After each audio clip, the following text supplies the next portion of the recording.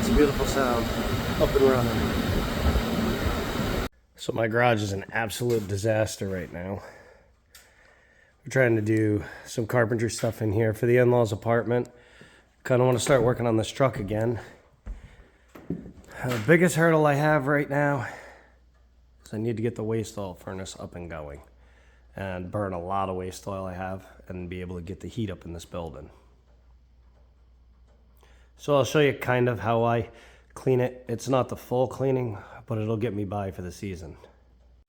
So I pulled the chimney pipe off the waste oil furnace. Got to open it up, vacuum it out, get all the ash out of it, and redo the burner, get some heat on it, so I can work on that. Alright guys, I just figured I'd set the camera up there. You can kind of see how it comes apart. I gotta spray some lube on it. The bolts are frozen. They may break. If they do, you just wall them on. So let me get this opened up, and you can see what's in here.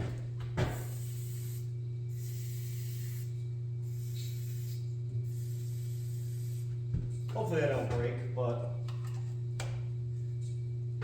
I haven't messed with it in a while, which is my bad. I should have cleaned it this summer, but time got away from me.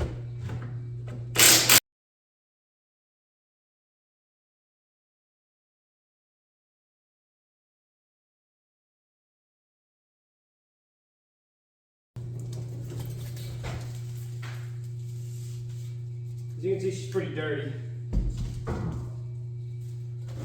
When it flames in here where the target wall is, it hits the target wall, turns sideways, comes over this way.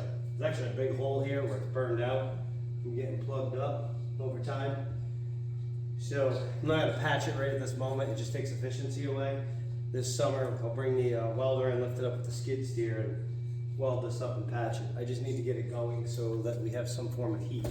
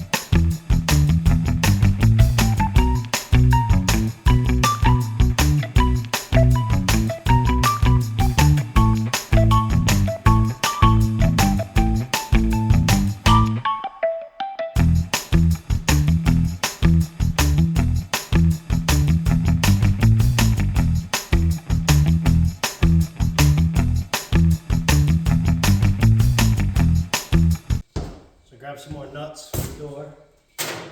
And then the gasket, when they fall off, you can use silicone or I'm just using rubber cement. It just holds it in place long enough so that you can get the screws in it and pinch it together. Because the gasket falls off a lot. It smells a little bit when you first fire it up, but it goes away pretty quick.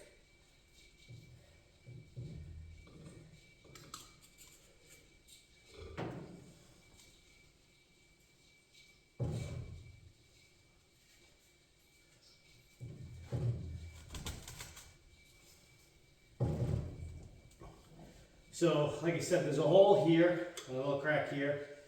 I'll replate that this summer. It's kind of a pain to get down, so I have to bring the skid steer in with the welder and bring it up here and do it. Or if the tubes do go bad between now and summertime, I'll just re-sleeve them and I'll have to take it down. So I'm working on that grant with the tractors. If I get a tractor that reaches up high enough, I can pick it up, pull the bolts, drop it down, repair it in the shop, lift it back up and put it in place. But this is just to get heat going. I've been so far behind trying to get caught up on anything. This should have been done a long time ago. That's kind of on me. But I'm gonna try to get this thing going. I'll show you the filter assemblies down below in a few minutes and how I do a quick flush on the burner. Not recommended doing it that way, it's just how I do it. If you have a waste oil furnace and you have a cleaning company, have them do it. I used to work for a cleaning company for a waste oil furnace, so I kind of know some little tricks that I do just to get myself by.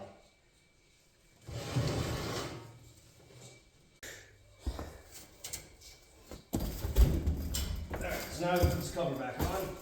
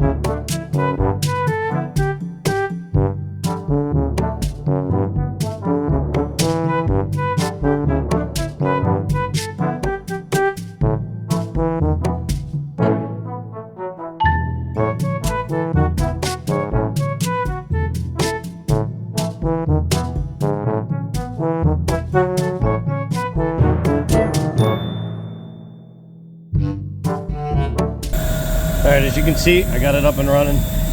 My camera died, so I wasn't able to show you doing the burner. I'm going to try to reach out here so you can see in.